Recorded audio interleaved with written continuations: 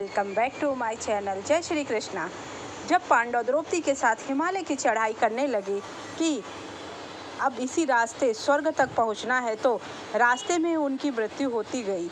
हालांकि उन सभी ने यह सोचा था कि वह सशरीर वहां तक पहुंचेंगे। रास्ते में सबसे पहले द्रौपदी गिरी और उनके प्राण पखेरु उड़ गए। तब पता लगा कि उन्होंने 3 बड़े पाप किए थे, इसलिए स्वर्ग के रास्ते में ही वह मृत्यु को प्राप्त हुई। ये 3 बड़े पाप क्या थे, चलिए जानते हैं। दरअसल हस्तिनापुर में राजपाट करते हुए ये संकेत मिलने लगे थे कि अब युधिष्ठिर और बाकी पांडवों को राजपाट छोड़कर आध्यात्म के रास्ते पर जाने का समय आ गया। श्री कृष्ण के चले जाने के बाद पांडव और द्रौपदी को झंझोर दिया था, लिहाजा उन्होंने तय कर लिया था कि अब वह हिमालय की ओर जाएंगे और वहां से स्वर्ग के रास्ते पर चढ़ाई करेंगे। इस रास्ते पर सबसे पहले जब उन्होंने चढ़ाई शुरू की तो एक के बाद एक परेशानियां आना शुरू हो गई। यह रास्ते कतई आसान नहीं था। हिमालय के आगे के रास्ते पर सबसे पहले द्रौपदी लड़खड़ाई, फिर गिरी। पता लगा कि उनकी सांस जा चुकी है, अब वह सशरीर स्वर्ग नहीं पहुंचेंगी। तो ऐसा क्या हुआ था? क्योंकि युधिष्ठिर ही उनमें सबसे ज़्यादा जानकार थे, धर्म को सबसे ज़्यादा जानते थे, कर्म को जानते थे, क्योंकि वह धर्मराज के अवतार थे। तो उन्हें पता लग गया कि ऐसा क्यों हुआ। उन्होंने ही अपने भाइयों से बताया कि द्रौपदी अपने 3 बड़े पाप के कारण पहले उन लोगों का साथ छोड़ गई है। वह 3 पाप क्या थे? युधिष्ठिर इनके बारे में भी जानते थे। बेशक वह जीवन भर चुप रहे, इस बारे में कभी एक शब्द भी नहीं बोला, लेकिन उस दिन उन्होंने पहली बार यह बताया कि आखिर उन सभी की पत्नी द्रौपदी ने कौन से 3 पाप कर डाले। द्रौपदी ने अर्जुन को अपने अन्य पतियों की तुलना में अधिक प्रेम और महत्व दिया था, जो धर्म के अनुसार अनुचित था। एक पत्नी का कर्तव्य सभी पतियों के प्रति समान भाव रखना था, लेकिन द्रौपदी ऐसा नहीं कर पाई। यह उनका सबसे बड़ा पाप था। वो अर्जुन को लेकर सबसे ज़्यादा फिक्र करती थी। किसी भी पति के साथ रहने पर भी उन्हें अर्जुन का ही ख्याल रहता था।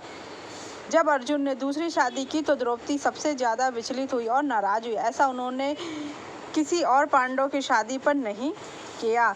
द्रौपदी को अपने रूप पर बहुत अहंकार था। वह हमेशा अपनी बुद्धि और सौंदर्य पर गर्व करती थी। यह उनका एक बड़ा पाप था। इसे लेकर उन्होंने अपने स्वयंवर में कर्ण समेत कई राजाओं का अपमान किया। द्रौपदी का सौंदर्य गर्व उनकी पहचान का अंग था। वह जानती थी कि वह अपूर्व सुंदर है। इसका प्रयोग उन्होंने राजनीति और सामाजिक प्रभाव के लिए भी किया।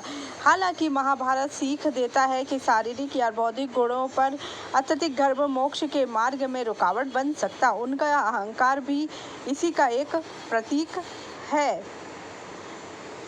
के स्वयंवर में शर्त थी कि कोई धनुर्विद्या में निपुण योद्धा मछली की आंख को निशाना लगा जब कर्ण, जो सूत्रपुत्र माने जाते थे, उसे उठे तो द्रौपदी ने स्पष्ट रूप से कह दिया, मैं एक सूत्रपुत्र को वरमाला नहीं पहनाऊंगी। यह उनके अहंकार का ही परिणाम था। द्रौपदी ने अपने राजकुलीन अभिमान और जातिगत दंभ को प्रकट किया। उन्होंने दुर्योधन का जिस तरह अपमान किया वह वाकई गलत था और गलत तरीके से किया गया। द्रौपदी ने दुर्योधन का अपमान यह कहकर कि अंधे का पुत्र अंधा कहकर अपमानित किया, जिसके पाप का प्रभाव भी उसके जीवन में रहा। पांडवों के जीवन में इसके बाद ही कष्ट आने शुरू। इसी वजह से उन्हें वनवास हुआ और इसकी परिणति महाभारत जैसे युद्ध के रूप में भी हुई। एक राजकुमारी होने के नाते उसे इतना कठोर अपमान नहीं करना चाहिए था। इसी घटना ने दुर्योधन के मन में द्रौपदी और पांडवों के प्रति घृणा और ज्यादा भर दी, जो तीर हरण और महाभारत युद्ध का एक कारण बना।